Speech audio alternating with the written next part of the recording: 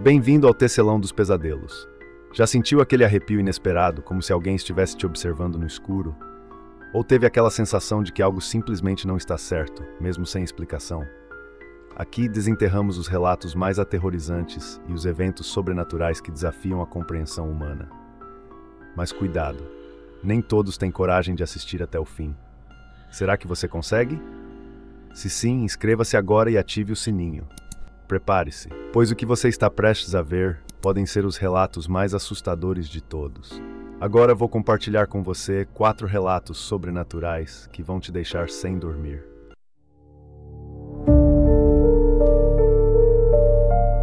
Relato: o símbolo na floresta. Meu nome é Eduardo, e há algo que preciso tirar do peito antes que a culpa me consuma completamente. O que vou contar aqui não é uma história inventada, nem um pesadelo que tive. É algo que vivi, algo que me persegue até hoje. Deixei minha antiga casa, mudei de cidade e tentei seguir com minha vida, mas no fundo sei que nunca mais serei o mesmo. O que vi naquela floresta mudou tudo, e o pior é que eu mesmo fui responsável por desencadear aquilo. Tudo começou em uma viagem de fim de semana que fiz com meus amigos. Desde a faculdade, eu, Henrique, Sofia e Marina tínhamos o hábito de fazer trilhas e acampar. Era uma forma de escapar da rotina, de nos reconectar com a natureza e, claro, de passar um tempo juntos. Naquele ano, decidimos explorar uma área mais remota. Henrique tinha ouvido falar de uma floresta densa, quase intocada, a cerca de 4 horas de carro da cidade. Era um local pouco visitado, sem trilhas demarcadas, o que nos atraiu ainda mais. Queríamos uma aventura de verdade. Partimos numa sexta-feira de manhã, empolgados com a ideia de passar 2 dias longe de tudo. O carro estava cheio de equipamentos de camping, comida e, claro, algumas garrafas de vinho e cerveja para relaxarmos à noite. A estrada era de terra, e conforme nos aproximávamos da região, a paisagem se tornava cada vez mais isolada. Não passamos por nenhum vilarejo nos últimos 40 minutos de viagem e o sinal de celular já havia desaparecido. Era exatamente o que queríamos, um fim de semana desconectado do mundo. Chegamos ao ponto onde o carro não conseguia mais avançar. Estacionamos em uma área aberta e começamos a caminhar com nossas mochilas. A floresta era densa, com árvores antigas e enormes, cujas copas bloqueavam a maior parte da luz do sol. O chão era coberto por folhas úmidas e o ar tinha um cheiro forte de terra e vegetação. Apesar da névoa fina que pairava no ar, o lugar era bonito, quase mágico, e estávamos todos animados com a perspectiva de montar acampamento e explorar. Após cerca de 2 horas de caminhada, encontramos uma pequena clareira que parecia o lugar perfeito para armar as barracas. O silêncio ali era quase absoluto, quebrado apenas pelo som distante de pássaros e pelo suspiro ocasional do vento entre as árvores. Montamos o acampamento, acendemos uma fogueira e começamos a relaxar. Tudo parecia perfeito. Naquela noite, após algumas horas de conversa e risadas ao redor da fogueira, Sofia sugeriu que explorássemos um pouco mais a floresta. Já passava das 10 da noite, mas estávamos todos animados e um pouco embriagados. Pegamos nossas lanternas e começamos a andar, sem nos preocuparmos em marcar o caminho. A floresta à noite era diferente, mais opressora. As árvores altas pareciam se inclinar sobre nós, e o som dos galhos quebrando sob nossos pés ecoava de maneira estranha. Depois de cerca de 40 minutos de caminhada, Marina, que estava à frente, parou subitamente. "Vocês estão vendo aquilo?" perguntou ela, apontando para algo à nossa frente. Todos nos aproximamos, curiosos, mas de repente um frio percorreu minha espinha. Havia um símbolo estranho marcado no chão, no centro de uma pequena clareira. Era um círculo perfeito, com linhas e símbolos desconhecidos desenhados com precisão assustadora. Não parecia algo feito por acaso ou por animais. Era algo deliberado, meticulosamente planejado. O ar ao redor daquele círculo parecia mais frio e uma sensação de desconforto tomou conta de mim. Henrique, sempre o mais cético do grupo, riu nervosamente. "Alguém provavelmente fez isso como uma brincadeira. Deve ser algum ritual bobo ou coisa assim", disse ele, mas sua voz estava trêmula. Sofia, no entanto, parecia fascinada. "Isso é incrível, parece antigo. Pode ser algo ligado a rituais indígenas ou até algo mais antigo.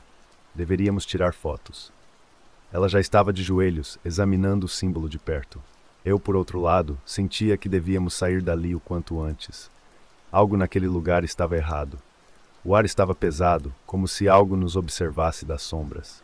Henrique, tentando provar que não tinha medo, entrou no círculo e começou a imitar um ritual, levantando os braços dramaticamente e murmurando palavras sem sentido. Nós rimos, mas no fundo eu sabia que aquilo não era uma boa ideia. Marina também parecia desconfortável, olhando ao redor como se esperasse que algo saísse da floresta a qualquer momento. Então o vento parou. Não foi uma diminuição gradual, foi como se alguém tivesse desligado um interruptor. O silêncio que se seguiu foi absoluto. Nenhum som de pássaros, nenhum farfalhar de folhas, apenas um vazio assustador. Henrique parou de brincar e olhou ao redor, confuso. Isso não é normal, murmurou ele. De repente, um estalo alto ecoou pela floresta, vindo de algum lugar distante. Parecia o som de um galho grosso se partindo, mas havia algo mais. Havia um eco, um som que parecia reverberar em nossas cabeças, como se tivesse sido gerado de dentro de nós. Marina deu um passo para trás e Sofia, que ainda estava ajoelhada perto do símbolo, se levantou rapidamente. Vamos voltar, eu disse, tentando manter a calma. Isso está errado, gente. Vamos sair daqui agora. Todos concordaram e começamos a voltar, mas algo estava diferente. A floresta, antes tão familiar, parecia ter se transformado. As árvores eram as mesmas, mas o caminho parecia mais longo, mais tortuoso. As lanternas mal iluminavam o caminho à nossa frente e o silêncio continuava. Não falávamos mais, apenas caminhávamos em um ritmo rápido, tentando encontrar o caminho de volta ao acampamento. Foi então que percebemos. Estávamos andando em círculos. A mesma clareira com o símbolo estranho apareceu à nossa frente novamente. Não era possível. Tínhamos caminhado numa linha reta, eu tinha certeza disso. Mas lá estava ela, aquela clareira, o símbolo no chão, e a sensação sufocante de que algo estava nos observando. Henrique perdeu a paciência e começou a gritar, chamando por ajuda, como se alguém pudesse ouvi-lo no meio daquela floresta isolada. Mas não havia resposta, apenas o silêncio opressor. Sofia começou a chorar e Marina estava paralisada, olhando fixamente para o símbolo. Eu tentei manter a compostura, mas o medo começava a tomar conta de mim. Não estávamos sozinhos. Algo estava nos cercando, nos prendendo ali. Sem saber mais o que fazer, decidimos voltar para o símbolo e tentar passar a noite ali. Eu não gostava da ideia, mas parecia a única opção. Armar as barracas novamente naquela clareira não era uma opção, então nos sentamos no chão, próximos uns dos outros, esperando que o amanhecer trouxesse alguma solução. O tempo parecia se arrastar. A escuridão da noite era completa, e as lanternas começaram a falhar, uma a uma. Eu podia ouvir a respiração pesada dos meus amigos ao meu redor, mas o que mais me incomodava era o som que vinha da floresta. Um som baixo, quase imperceptível, como se algo estivesse se movendo entre as árvores, nos observando. Era um farfalhar suave, mas irregular, como se algo rastejasse lentamente, se aproximando de nós. De repente, o som parou. E então, um grito agudo, desesperado, que fez meu sangue gelar. Era Marina. Quando virei a cabeça na direção dela, vi algo que nunca mais vou esquecer. O corpo de Marina estava suspenso no ar, como se uma força invisível a tivesse agarrado. Seus olhos estavam arregalados de terror, e sua boca se movia, mas nenhum som saía. Era como se algo estivesse drenando sua vida. Antes que pudéssemos reagir, ela foi jogada no chão com força, como uma boneca de pano. Henrique correu até ela, mas era tarde demais. Marina estava morta. Seu rosto estava congelado em uma expressão de puro pavor, e havia marcas em seu pescoço, como se garras invisíveis tivessem a prendido. Corremos. Não havia mais o que fazer. Era cada um por si. Eu, Henrique e Sofia corremos pela floresta o mais rápido que podíamos, sem olhar para trás. O medo nos guiava. Eu nem sabia mais para onde estava indo, apenas corria, tentando me afastar daquele lugar maldito. Quando finalmente o sol começou a nascer, encontramos a estrada. Estávamos exaustos, machucados e em choque. Não dissemos nada enquanto entrávamos no carro e dirigíamos de volta para a cidade. Marina estava morta, e nós sabíamos que ninguém acreditaria no que havia acontecido. Desde então não consegui mais dormir direito. Toda noite ouço aquele som de algo se movendo, rastejando, como se estivesse me procurando. Henrique desapareceu algumas semanas depois. Sofia, segundo soube, foi internada em uma clínica psiquiátrica. E eu estou aqui, escrevendo isso, porque sei que é questão de tempo até aquilo me encontre também. O símbolo na floresta nos marcou. Algo foi despertado naquela noite, algo que não deveria ter sido perturbado. E agora está nos caçando um por um.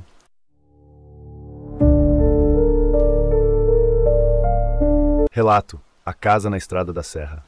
Meu nome é Mariana, e o que vou contar aqui aconteceu há 5 anos, quando eu e meu marido, Lucas, decidimos fazer uma viagem de carro pelo interior do estado. Era para ser uma escapada tranquila, uma forma de nos desconectarmos da cidade e passarmos um tempo juntos, longe da correria do trabalho e da rotina. Mas aquela viagem mudou tudo. Até hoje, evito falar sobre o que aconteceu, e Lucas, bem, ele nunca mais foi o mesmo desde então. Tudo começou numa sexta-feira à tarde. Estávamos dirigindo por uma estrada sinuosa que cortava a serra, cercada por uma vasta floresta. O plano era chegar a uma pequena pousada que havíamos reservado em uma cidadezinha no topo da serra. Tínhamos saído mais tarde do que o planejado, e à medida que o sol começava a se pôr, a estrada foi ficando cada vez mais deserta. A luz do dia foi rapidamente engolida pela escuridão, e a única coisa que podíamos ver era o feixe dos faróis iluminando a estrada à nossa frente. A estrada era estreita e cheia de curvas fechadas, o que tornava a direção cansativa. Além disso, o sinal de celular já havia desaparecido há algum tempo, e as placas ao longo do caminho eram poucas e desgastadas. Depois de mais algumas horas de viagem, percebemos que devíamos ter passado da entrada da cidade. Estávamos perdidos. Devemos voltar? Perguntei a Lucas. Já um pouco ansiosa, ele apertou o volante e olhou ao redor, procurando algum ponto de referência. Vamos seguir um pouco mais. Se não encontrarmos nada em uns 15 minutos, damos meia volta, respondeu ele, tentando manter a calma. Foi então que vimos algo à frente. À beira da estrada havia uma casa velha, com luzes fracas acesas nas janelas.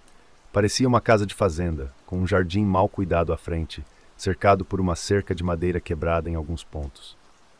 Não havia carros ou qualquer sinal de vida ao redor, mas as luzes dentro da casa indicavam que alguém devia estar ali. Podemos parar e perguntar por direções, sugeriu Lucas, já diminuindo a velocidade. Eu hesitei. Algo naquela casa me incomodava.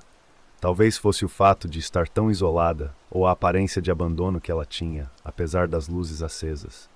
Mas antes que eu pudesse protestar, Lucas já havia estacionado o carro ao lado da entrada. Saímos do carro e caminhamos até o portão de madeira. Havia um caminho de pedras que levava até a porta da frente, mas o jardim ao redor estava cheio de ervas daninhas e arbustos crescidos. A casa parecia ainda mais antiga de perto, com a pintura descascada e as janelas sujas. No entanto, a luz dentro dela continuava acesa, lançando um brilho amarelado e fraco através das cortinas pesadas. Lucas bateu na porta, e por um momento, tudo ficou em silêncio. Olhei ao redor, sentindo um arrepio subir pela minha espinha. O ar estava parado e o silêncio da noite era opressor. Estávamos longe de qualquer civilização, e a única coisa que eu conseguia ouvir era o som distante do vento entre as árvores. Depois de alguns segundos, ouvimos passos pesados do outro lado da porta. A maçaneta girou lentamente, e a porta se abriu com um rangido que ecoou pela noite. Um homem idoso apareceu na entrada. Ele era alto, com cabelos grisalhos e uma pele pálida que parecia não ter visto o sol em anos. Usava roupas gastas e um avental sujo, como se estivesse trabalhando na cozinha. Pois não, disse ele com uma voz rouca e arrastada, enquanto nos observava com olhos pequenos e fundos. Desculpe incomodar, começou Lucas, mas estamos um pouco perdidos. Estamos procurando por uma cidade aqui perto. Deve ser uns 20 minutos daqui, mas acho que passamos da entrada. O homem nos encarou por um momento, em silêncio, como se estivesse pensando em algo. Seus olhos se moveram lentamente de Lucas para mim, e senti um calafrio quando seu olhar se fixou no meu. Finalmente ele balançou a cabeça levemente. A cidade fica a uns 30 minutos daqui pela estrada. Vocês realmente passaram da entrada, disse ele, com um tom quase indiferente. Mas a essa hora, é perigoso continuar. A estrada é traiçoeira à noite. Lucas agradeceu, mas antes que pudesse dizer algo mais, o homem abriu a porta um pouco mais e apontou para dentro da casa. Se quiserem, posso oferecer um quarto para passarem a noite. Amanhã de manhã podem seguir viagem com mais segurança. A sugestão fez minha pele arrepiar. Algo estava muito errado naquele lugar. Tentei sinalizar para Lucas que devíamos ir embora, mas ele pareceu considerar a oferta. Estávamos cansados, e a ideia de dirigir por uma estrada perigosa no escuro não era nada atraente. Eu agradeço, mas acho que vamos seguir viagem mesmo, disse Lucas, finalmente captando minha hesitação. No entanto, o homem não parecia disposto a nos deixar ir tão facilmente. Não seria sensato. Muitas coisas acontecem nessa estrada à noite, ele disse, com um tom quase ameaçador. Mas, é claro, a decisão é de vocês. O olhar dele se demorou em mim novamente e senti meu corpo congelar. Lucas, percebendo meu desconforto, agradeceu rapidamente e começou a se afastar em direção ao carro. Assim que viramos de costas, o homem fechou a porta com um baque alto. O som ecoou na noite silenciosa e senti um alívio imediato quando chegamos ao carro. Entramos rapidamente e Lucas deu partida no motor. O carro avançou pela estrada e eu olhei para trás, vendo a casa desaparecer na escuridão, com suas luzes ainda acesas, como olhos nos observando. Dirigimos em silêncio por alguns minutos, ambos tensos. Eu não conseguia tirar a imagem daquele homem da minha cabeça, nem o tom sinistro em suas palavras. O que ele quis dizer com "muitas coisas acontecem nessa estrada à noite"? Foi então que algo inesperado aconteceu. O carro começou a fazer um barulho estranho e o motor começou a falhar. "Não pode ser", murmurou Lucas, enquanto tentava manter o carro em movimento. O motor tossiu e o carro perdeu velocidade até parar completamente no meio da estrada. Lucas xingou baixinho enquanto tentava ligar o carro novamente, mas o motor não respondia. Estávamos no meio do nada, sem sinal de celular e com a única possibilidade de ajuda sendo aquela sinistra de onde havíamos acabado de sair. O silêncio ao nosso redor era sufocante. "Não acredito nisso", disse Lucas, batendo no volante. "Vou dar uma olhada no motor." Eu queria protestar. Queria dizer que devíamos ficar no carro até o amanhecer, mas Lucas já havia saído. Ele foi até a frente do carro e levantou o capô, tentando descobrir o que estava errado. Fiquei no banco do passageiro, olhando nervosamente ao redor, sentindo o medo crescer dentro de mim. Foi então que ouvi o som. Primeiro, era um farfalhar distante, vindo da floresta ao lado da estrada. Olhei para a escuridão entre as árvores, mas não vi nada. O som continuou, ficando mais alto e mais próximo. Parecia que algo estava se movendo rapidamente pela mata, algo grande. "Lucas, entra no carro", eu disse, tentando manter a calma, mas minha voz saiu trêmula.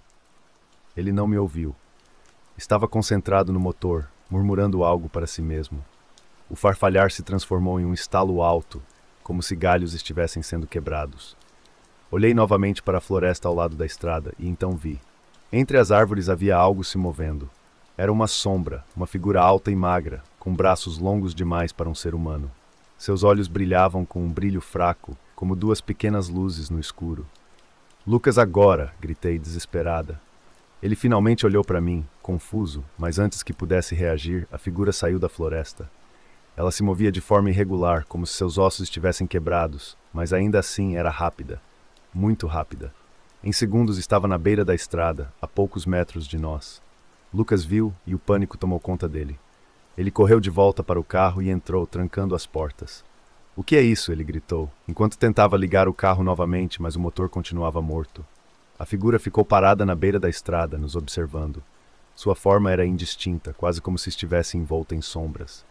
Seus olhos, porém, eram inconfundíveis, 2 pontos de luz fraca, fixos em nós. Então, do nada, a figura começou a se mover novamente, desta vez em nossa direção. Lucas tentava em vão fazer o carro funcionar, mas nada acontecia. O pânico tomou conta de mim, e tudo o que eu conseguia fazer era olhar para aquela coisa se aproximando cada vez mais. Quando ela estava a poucos metros do carro, o motor finalmente ligou. Lucas acelerou e o carro disparou pela estrada. Olhei pelo retrovisor, vendo a figura desaparecer na escuridão, mas o medo não me deixou. Sabia que, de alguma forma, aquilo ainda estava nos seguindo. Conseguimos chegar à cidade ao amanhecer, exaustos e aterrorizados. Nunca falamos sobre o que aconteceu naquela noite, mas Lucas mudou. Seus olhos estão sempre atentos, como se esperasse ver aquela figura novamente. E eu sei que onde quer que esteja, ela ainda está à espreita.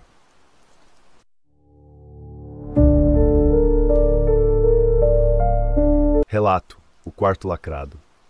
Meu nome é Renata, e o que vou relatar aqui é algo que ainda me atormenta.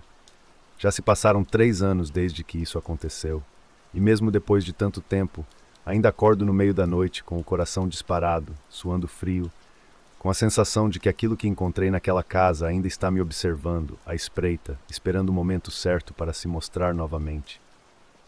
Tudo começou quando eu e minha irmã mais velha, Lívia, herdamos a casa da nossa tia-avó Miriam. Ela morava em uma grande mansão no centro de uma cidade pequena, um lugar que parecia ter parado no tempo. A casa havia sido construída no início do século XX e estava na família há gerações. Quando éramos pequenas, costumávamos visitá-la nos feriados e passávamos semanas brincando nos enormes jardins e corredores labirínticos da mansão. Tia Miriam nunca foi uma pessoa muito afetuosa conosco. Era uma mulher distante, sempre envolvida em seus próprios pensamentos e projetos, muitos dos quais nunca deixou claro para ninguém. Ela vivia sozinha desde a morte do tio-avô, e sempre que falávamos com ela, havia algo em seu olhar que me incomodava, como se ela estivesse escondendo um segredo. Nunca falei isso para minha irmã, mas quando crianças, eu evitava ficar sozinha com a tia. Havia algo na casa e na maneira como ela olhava para nós que me deixava desconfortável. Quando tia Miriam faleceu, a casa ficou para mim e Lívia. Sabíamos que a mansão precisava de reformas. Estava velha, com algumas partes desmoronando, e o jardim, que antes era bem cuidado, estava tomado por ervas daninhas. Decidimos passar algumas semanas lá, organizando tudo, limpando o que fosse possível e vendo o que poderíamos vender ou reformar. Chegamos à casa no início de uma tarde de sábado, com o céu cinzento e uma leve garoa. A fachada estava mais decadente do que eu me lembrava. Lívia, sempre mais prática, já começou a fazer planos sobre o que reformar primeiro. Eu, por outro lado, estava mais interessado em explorar o interior, revivendo as lembranças da infância. Ao entrar, o cheiro de mofo e madeira velha nos envolveu. A casa estava repleta de móveis antigos, a maioria coberta por lençóis brancos, como fantasmas esperando para serem despertados. Caminhamos pelos corredores, verificando os cômodos, e tudo parecia estar conforme eu lembrava, exceto por uma coisa. Uma porta no final do corredor do segundo andar, que eu nunca tinha notado antes. A porta era de madeira escura e estava trancada com um grande cadeado enferrujado.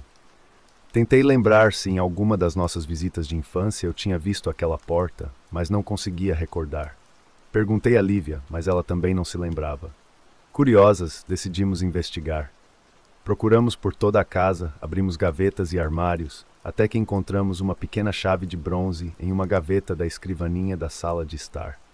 Parecia antiga e havia algo de estranho nela, como se não tivesse sido tocada em décadas. Voltamos ao segundo andar e tentamos a chave no cadeado. Para nossa surpresa, ela girou facilmente e o cadeado se abriu com um clique seco.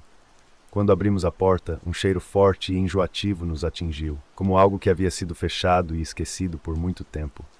O quarto estava completamente escuro, as janelas vedadas por pesadas cortinas de veludo. Lívia acendeu a lanterna do celular, e a luz revelou um cômodo repleto de móveis antigos, cobertos de poeira. Não parecia que alguém havia entrado ali em décadas. O quarto tinha uma atmosfera opressiva. Havia uma cama de dossel no centro, cujo tecido estava rasgado e desbotado, como se o tempo tivesse mordido cada pedaço daquele lugar. No canto, uma penteadeira com um espelho manchado pelo tempo refletia a luz da lanterna de forma distorcida, quase grotesca. Mas o que mais chamou nossa atenção foi algo na parede oposta à cama, uma grande tapeçaria que cobria quase toda a superfície. A tapeçaria retratava uma cena que, à primeira vista, parecia ser uma paisagem pastoral, com árvores e montanhas ao fundo. No entanto, à medida que nos aproximávamos, percebemos que havia algo de errado com a imagem. Entre as árvores, figuras indistintas, quase invisíveis, pareciam estar escondidas. Seus rostos eram estranhamente deformados, com olhos desproporcionais e bocas abertas em expressões de dor ou desespero. Quando olhei mais de perto, tive a sensação de que as figuras estavam se movendo, como se estivessem presas dentro da tapeçaria, tentando escapar. "Isso é bizarro", sussurrou Lívia, claramente desconfortável. Eu me afastei da tapeçaria, sentindo um calafrio percorrer meu corpo. Decidimos que já tínhamos visto o suficiente por aquele dia e fechamos o quarto, trancando a porta novamente com o cadeado. Porém, aquela noite foi apenas o começo dos nossos problemas. Naquela mesma madrugada, fui acordada por um som estranho. Era um sussurro baixo e repetitivo, como o farfalhar de folhas ao vento, mas com uma cadência que lembrava palavras. Inicialmente, pensei que fosse o vento do lado de fora, mas o som parecia vir de dentro da casa, mais precisamente do andar de cima. Levantei-me da cama, com as pernas trêmulas, e fui até o corredor. O som ficou mais claro à medida que me aproximei das escadas. Parecia vir do quarto trancado. Desci as escadas rapidamente, tentando ignorar o arrepio na nuca, e fui até a sala, onde encontrei Lívia já acordada, sentada no sofá com o rosto pálido. Você ouviu isso também? Perguntei. Ela assentiu, sem dizer nada, mas seus olhos diziam o suficiente. Passamos o resto da noite acordadas, com as luzes acesas, tentando convencer a nós mesmas de que era apenas o vento, ou talvez algo relacionado à velha estrutura da casa. No entanto, no fundo, sabíamos que havia algo errado. No dia seguinte, decidimos investigar mais. Voltamos ao quarto e com a luz do dia tudo parecia menos ameaçador. No entanto, a sensação de desconforto persistia. Lívia, determinada a entender o que estava acontecendo, começou a examinar a tapeçaria com mais atenção, enquanto eu investigava os móveis antigos. Foi então que encontramos algo estranho. No canto da tapeçaria, quase invisível, havia uma pequena costura solta. Puxei o fio com cuidado e, para nossa surpresa, uma parte da tapeçaria se descolou da parede, revelando uma pequena porta oculta atrás dela. A porta era de madeira velha, com uma maçaneta de ferro corroída. Tremendo, girei a maçaneta e puxei a porta, que se abriu com um rangido alto. Atrás dela, havia uma escada estreita que descia para um porão. O cheiro de mofo e podridão era quase insuportável, mas movidas por uma estranha curiosidade, decidimos descer. As escadas eram íngremes e mal iluminadas, e a lanterna tremia em minha mão. Quando chegamos ao fundo, encontramos um pequeno cômodo de pedra, úmido e frio. No centro havia uma mesa de madeira, e sobre ela, um conjunto de velas já derretidas. Mas o que realmente nos paralisou foi o que estava gravado nas paredes. Símbolos estranhos e palavras em uma língua que não conhecíamos cobriam todas as superfícies. Pareciam ter sido riscados com urgência, como se quem os fez estivesse desesperado para terminar. No centro do cômodo havia um círculo desenhado no chão, com marcas de velas ao redor. No centro do círculo algo havia sido queimado, mas não conseguimos identificar o que era. Isso é algum tipo de ritual, murmurou Lívia, sua voz trêmula. Minha mente estava a mil. Tia Miriam sempre foi uma mulher reservada, mas jamais imaginei que ela estivesse envolvida em algo assim. O que aquilo significava? O que ela havia feito? De repente, um vento gelado varreu o cômodo, apagando a lanterna de Lívia. Ficamos em completa escuridão por um segundo, até que ela conseguiu reacender a luz. Mas naquele breve momento de escuridão, eu senti algo. Algo que estava conosco no porão, algo que não podíamos ver, mas que estava se movendo nas sombras. Precisamos sair daqui, disse, tentando manter a calma. Subimos as escadas o mais rápido que pudemos, fechando a porta oculta atrás de nós e cobrindo-a novamente com a tapeçaria. Trancamos o quarto e descemos, tentando fingir que nada daquilo havia acontecido. Mas a casa não nos deixou esquecer. Naquela noite, os sons ficaram mais altos, eram batidas nas paredes, sussurros vindos de todos os cômodos. As luzes piscavam e as sombras pareciam se mover sozinhas. A sensação de estar sendo observada era constante. Sabíamos que não estávamos mais sozinhas na casa. Na última noite, quando já estávamos decididas a ir embora, algo aconteceu que selou nosso destino. Estávamos na sala, com todas as luzes acesas, quando a porta do quarto trancado se abriu sozinha. O som ecoou pela casa e ouvimos passos descendo as escadas. Lívia e eu ficamos paralisadas. Não havia mais como ignorar. Algo havia sido libertado naquele porão. Sem pensar duas vezes, corremos para o carro e saímos da casa, deixando tudo para trás. Nunca mais voltamos. Desde então já tentei vender a casa várias vezes, mas ninguém nunca se interessa. E às vezes à noite eu ainda ouço sussurros. Eles me chamam, repetidamente, como se quisessem que eu voltasse. E temo que um dia eu não tenha escolha.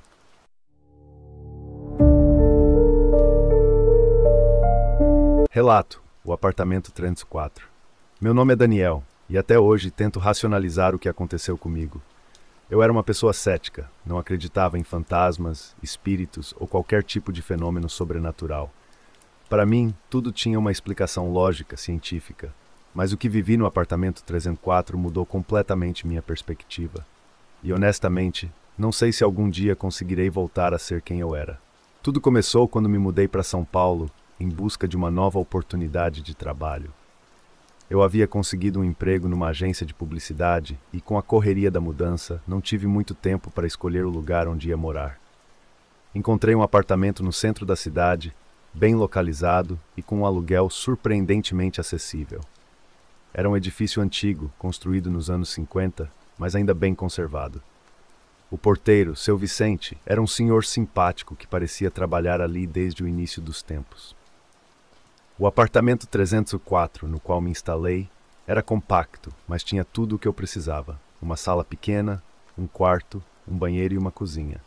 Logo nas primeiras semanas, notei que o prédio era muito silencioso, o que me agradava. A maioria dos moradores eram idosos ou famílias que pareciam viver ali há anos, e não havia movimentação ou barulho excessivo. No entanto, algo no apartamento 304 me incomodava desde o início, embora eu não conseguisse identificar o que era. Talvez fosse a disposição dos móveis, o cheiro ligeiramente opressor de umidade que não sumia, mesmo com todas as janelas abertas. Mas como estava com a cabeça cheia de trabalho e adaptação à nova vida, decidi ignorar essa sensação. Logo nos primeiros dias, comecei a perceber que algo no apartamento não estava certo. Não era nada óbvio ou alarmante, mas um conjunto de pequenas coisas que aos poucos começaram a me perturbar. Às vezes, quando chegava do trabalho à noite, encontrava algumas luzes acesas, mesmo tendo certeza de que as havia apagado ao sair de manhã. Outras vezes, a porta do armário da cozinha ficava entreaberta, mesmo que eu sempre a fechasse com cuidado. Esses pequenos incidentes foram aumentando gradualmente. Uma noite, já cansado das longas horas de trabalho, estava assistindo televisão na sala quando ouvi uma batida leve na porta do banheiro. Levantei-me e fui até lá, achando que talvez fosse algum barulho vindo do encanamento velho ou do apartamento ao lado. Mas quando abri a porta do banheiro, senti um arrepio imediato. Nada estava fora do lugar, mas o ar ali dentro estava muito mais frio do que no resto do apartamento. Era como se tivesse entrado em um ambiente completamente diferente. Fechei a porta e voltei para a sala, tentando ignorar a sensação estranha, dizendo a mim mesmo que era apenas um problema de ventilação. Mas naquela noite, enquanto dormia, acordei no meio da madrugada com a sensação de estar sendo observado. Não havia nenhum som, nenhuma luz acesa, mas eu sabia que havia algo ali. Fiquei deitado, imóvel, com o coração acelerado, tentando ouvir qualquer sinal de movimento. Nada. O silêncio era absoluto. Respirei fundo e olhei ao redor, tentando me acalmar.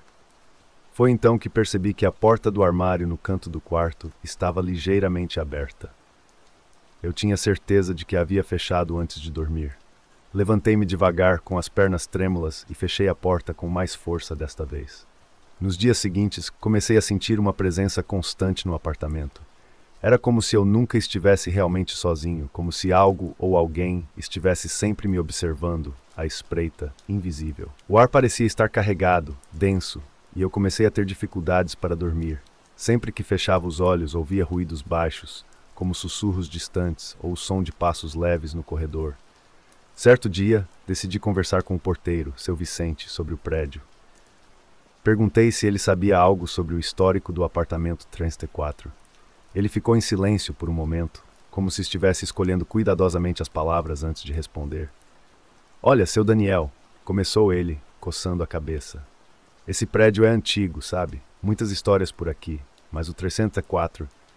Bem, alguns moradores que passaram por ali reclamaram de coisas estranhas. Nada muito grave, mas é sempre o mesmo tipo de coisa. Barulhos, portas que se abrem sozinhas, essas coisas." "Mas ninguém nunca explicou o que acontece de verdade?" perguntei, tentando disfarçar o incômodo crescente. Seu Vicente suspirou profundamente. "Já teve gente que saiu daqui dizendo que o apartamento está assombrado. Mas, sinceramente, nunca vi nada com meus próprios olhos." A palavra assombrado me fez rir nervosamente, tentando afastar a ideia de que algo sobrenatural estivesse acontecendo. Agradeci ao porteiro e voltei para o apartamento, tentando me concentrar no trabalho e ignorar a sensação de desconforto que me acompanhava desde que me mudei. Foi na terceira semana que as coisas começaram a se intensificar. Eu estava no quarto, mexendo no computador, quando ouvi um barulho alto vindo da cozinha. Corri até lá e encontrei todas as portas dos armários abertas, como se tivessem sido escancaradas de uma só vez. Meu coração disparou e senti um suor frio escorrer pela minha testa. Fechei as portas rapidamente, tentando me convencer de que era apenas um problema com as dobradiças antigas. Mas naquela noite, o que eu vinha temendo aconteceu. Acordei de madrugada com a sensação de que havia alguém no quarto. O ar estava gelado e eu podia ouvir uma respiração lenta e ritmada, como se estivesse vindo de algum lugar perto da cama. Minha boca secou e fiquei paralisado, sem coragem de me mover. Tentei me convencer de que era minha imaginação, mas a respiração continuava, baixa e constante. Com o coração quase saindo pela boca, virei lentamente a cabeça para o lado. Na penumbra, vi uma figura de pé ao lado do armário. Era alta e indistinta, como uma sombra densa, mas seus olhos brilhavam com um brilho fraco, quase como duas brasas apagadas. Eu estava congelado, não conseguia gritar, não conseguia me mover. A figura ficou ali por alguns segundos, imóveis, me observando. Então, sem fazer som algum, ela se moveu lentamente para trás, desaparecendo na escuridão do quarto. Assim que ela sumiu, o ar pareceu voltar ao normal, mas eu sabia que aquilo não tinha sido um sonho. Passei o resto da noite em claro, com todas as luzes acesas. No dia seguinte, fui até a administração do prédio e pedi para falar com o síndico. Eu precisava de respostas. Quando mencionei o apartamento 304, ele ficou visivelmente desconfortável. Depois de alguma insistência, o síndico me contou sobre uma tragédia que havia ocorrido naquele apartamento há cerca de 30 anos. Uma família morava no 304, um casal e sua filha pequena. De acordo com os relatos, o pai era um homem reservado, mas dedicado à família. No entanto, algo mudou. Ele começou a se comportar de maneira estranha, alegando ouvir vozes e ver coisas que ninguém mais via. A família tentou ajudá-lo, mas ele se tornou cada vez mais instável. Em uma madrugada, os vizinhos ouviram gritos vindos do apartamento. Quando a polícia chegou, encontraram o homem sentado na sala, murmurando para si mesmo com um olhar perdido. A esposa e a filha haviam sido brutalmente assassinadas. O homem foi preso, mas nunca explicou o que o motivou a cometer o crime. Ele simplesmente repetia que eles o obrigaram a fazer aquilo. Ele foi diagnosticado com esquizofrenia e internado em uma instituição psiquiátrica, onde acabou tirando a própria vida alguns anos depois.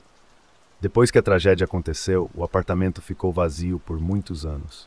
Eventualmente, foi alugado novamente, mas os moradores que passaram por lá nunca ficavam muito tempo. A maioria alegava sentir uma presença estranha no local, e os relatos de barulhos e atividades inexplicáveis eram frequentes.